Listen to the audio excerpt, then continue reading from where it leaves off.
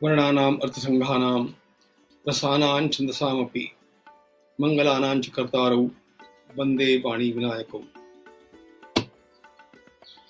मनुष्य का जीवन परमात्मा का अनमोल उपहार है और इसका यथावत पूर्ण उपयोग करने के लिए हम लोगों को अपने जीवन में क्या प्राप्त करना है, उस लक्ष्य का निर्धारण जितना जल्दी संभव हो उतना कर लेना चाहिए।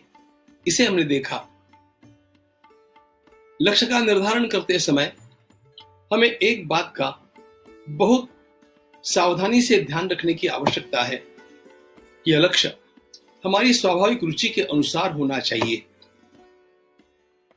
अनेक बार हम लोगों की देखा देखी अपना कुछ तो भी निश्चित निर्णय कर लेते हैं। एक समय था जब लोगों को ऐसे लगता था कि डॉक्टर बनकर के मैं खूब कमाऊंगा तो मुझे डॉक्टर बनना चाहिए, इंजीनियर बनकर के मैं खूब कमाऊंगा तो मुझे इंजीनियर बनना चाहिए। ऐसा किसी भी व्यवसाय को लेकर के हम लोग केवल समाज में किस प्रकार का प्रवाह है, ट्रेंड कैसा है, इसको देख करके यदि अपना स्वयं का अथवा अपने पाल्य का लक्ष्य निर्धारित कर देते हैं तो निश्चित रूप से यह समग्र जीवन की दृष्टि से एक बहुत बड़ी भूल हो जाती है।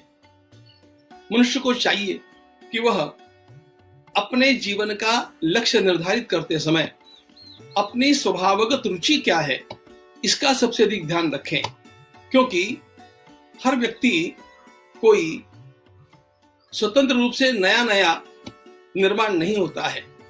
अनेक जन्मों का संस्कार लेकर के वह आता है।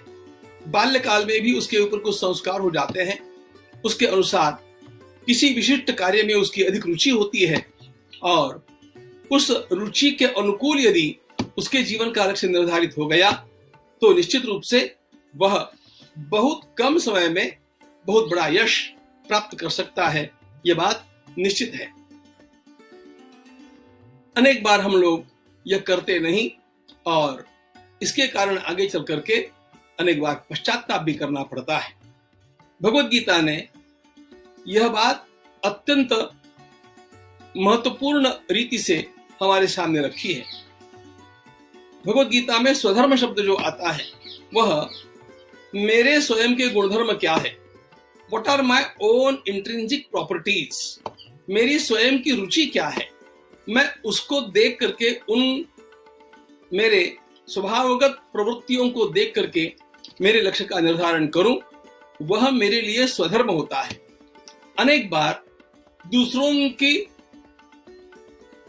बातों को देख करके उनका अनुकरण करते हुए अथवा उनकी सलाह मान करके हम लोग यदि अपने चाह के प्रतिकूल एक आध बात को स्वीकार करते हैं, हमें उस प्रकार का कार्य करने में बहुत समय तक अपने ही मन के साथ जूझना पड़ता है। यदि किसी का संगीत में रस होगा और उसे गणित का काम दिया जाए अथवा हिसाब किताब रखने का काम दिया जाए तो वो कितना कर सकेगा। यदि किसी को गणित में रुचि होगी और उसे यदि कहीं पर व्यवस्थापन का काम दे दिया जाए वो कैसे कर सकेगा।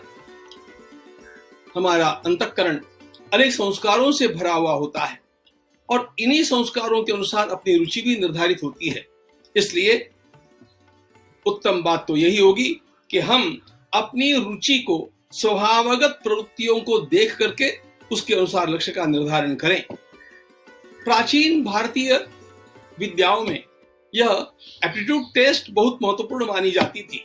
मूर्त चिंतामणि नामक ग्रंथ में लिखा गया है कि छोटे बालक की प्रवृत्ति क्या है इसको जानने के लिए उसके सामने तस्मिन् काले स्थापयेत् तत्पुरस्तात् वस्त्रम शस्त्रम लेखनीम पुस्तकंच, उसके सामने एक सभागृह के अंदर या कमरे के अंदर बहुत सारी चीजें रख दी जाए विविध प्रकार की, और वह किस चीज में रमता है, किस चीज के साथ अधिक खेलता है, यह देख करके उसका निर्धारण किया जाए।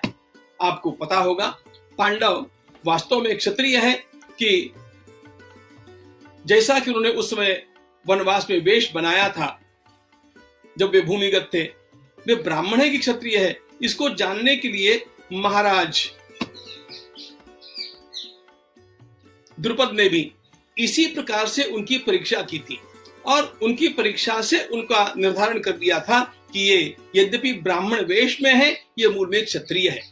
हम स्वयं अपने स्वयं की रुचि का निर्धारण करके यदि उस प्रकार का व्यवसाय चयन नहीं करते हैं तो क्या क्या होता है हमारे ध्यान में सहज आ सकता है। आप महाकवि रविन्द्रनाथ टैगोर जी का जीवन देखिए। बाल्यकाल में उनको डांट पड़ी विद्यालय में क्योंकि उनको गणित करना नहीं आया। उन्होंने विद्यालय ही छोड़ दिया। अध्यापक ने कहा था तुम अपने कुल को बदनाम करोगे। लेकिन आगे चल करके यही रविंद्र अपने स्वयं के निजी क्षेत्र में, काव्य में, साहित्य में इतनी प्रगति कर आया कि सारे लोग देख करके चकित हो गए। रवि बाबू जन्मे ही थे साहित्य के लिए, काव्य के लिए, गणित के लिए नहीं। दूसरा उदाहरण हम देखेंगे श्रीनिवास रामानुजन। वे गणित के लिए जन्मे थे। यदि उनको कहीं काव्य के क्षेत्र में कोई डालता तो वे क्या करते। हर व्यक्ति की अपनी स्वयं की एक स्वाभाविक रुचि होती है। हमारे प्रसिद्ध कथावाचक स्वयं संत श्री मुरारी बापू अंग्रेजी के लिए बहुत बार अपने विद्यालय में डांट उनको पिलाई गई, लेकिन वे उसके लिए थे ही नहीं। ये बात उन्होंने स्वयं कथा में कही। वे रामायण के लिए जन्मे थे, राम कथा के लिए ही उनका स्वाभाविक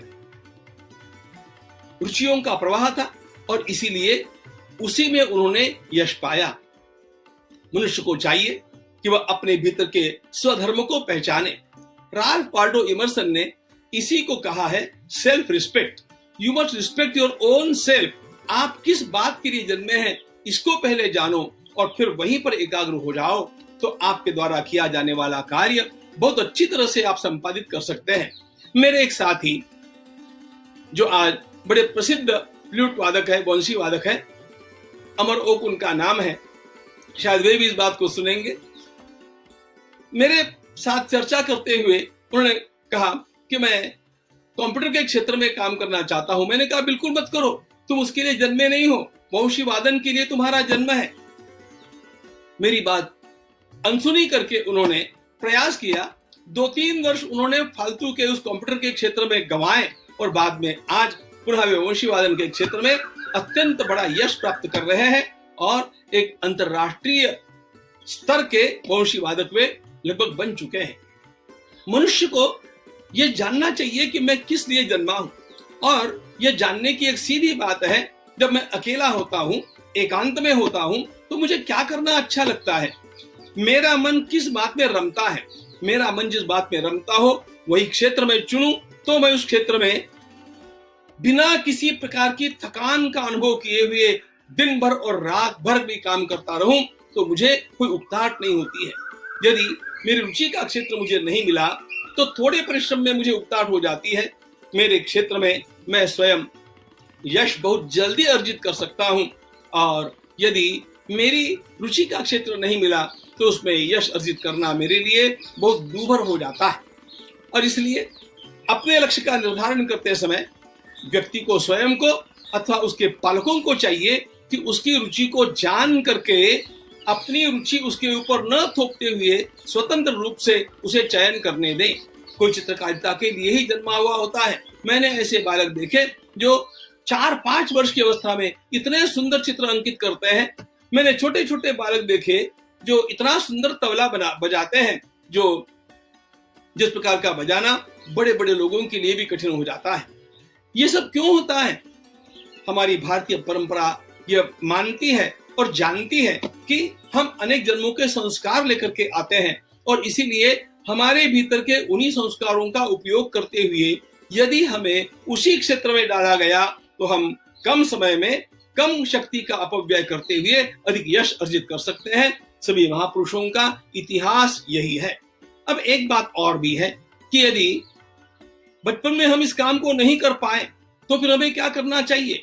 अब तो हम बड़े हो गए, हमने अपना लक्ष्य निर्धारित भी कर लिया और उस क्षेत्र में हम आगे भी बढ़ गए।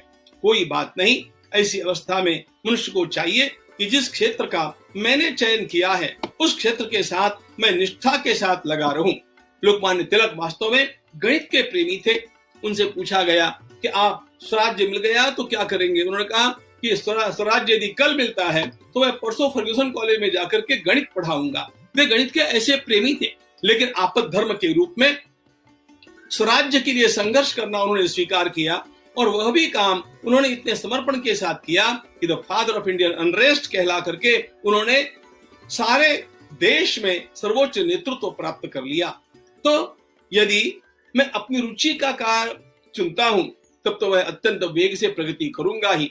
यदि कार्य मुझे मेरी रुचि का नहीं भी मिला है तो जिसको मैंने स्वीकार किया है, अवसरे करुणी प्राप्त अथवा उचित, ऐसे शब्द ज्ञानेश्वर महाराज ने इसके लिए प्रयुक्त किए हैं, तो मुझे उसमें निष्ठापूर्वक लग जाना चाहिए। यदि मैं लगन के साथ उसमें भी लगता हूं तो अपने आप वह मेरा स्वधर्म हो जाता है और उसमें भी मैं सर्वोच्च यश प्राप्त कर सकता हूं। उदाहरण देना गलत नहीं होगा। हमारे यहां पर आजकल यद्यपि नए पति पत्नी एक दूसरे को चुन करके विवाह करते हैं, लेकिन एक समय था जब पत्नी को पता नहीं होता था, वधू को पता नहीं होता था मेरा विवाह किसके साथ होना है, लेकिन फिर भी जिसके साथ विवाह होता था वह पातिव्रत धर्म को निभाती थी और अत्यंत श्रद्धा के साथ उस परिवार की सेवा करती थी। वह स्वयं उसमें पूर्ण आनंद भी अनुभव करती थी। यदि आपको अपने स्वयं की रुचि का व्यवसाय नहीं मिला, क्षेत्र नहीं मिला, तो जो मिल गया, जो आपके पास आपद्धर्म के रूप में अथवा अवसर के कारण आ गया, उसी में पूरी निष्ठा रख करके यदि हम अपना कर्तव्य करते जाते हैं तो निश्चित रूप से उतना ही यश प्राप्त करते हैं जितना यश हम अपनी रुचि के क्षेत्र में कर सकते हैं। इसलिए जहां तक हो सके अपनी रुचि का, स्वाभाविक रुचि का क्षेत्र चयन करना, उसके अनुसार लक्ष्य का निर्धारण करना, और ऐसा नहीं कर पाए तो जो क्षेत्र मुझे जीवन में मिला है, जो लक्ष्य मैंने स्वीकार किया है, उसी के लिए पूरी निष्ठा के साथ समर्पित हो जाना, यह अपने यश की प्राप्ति के लिए अत्यंत महत्वपूर्ण सूत्र है। जय श्री कृष्ण।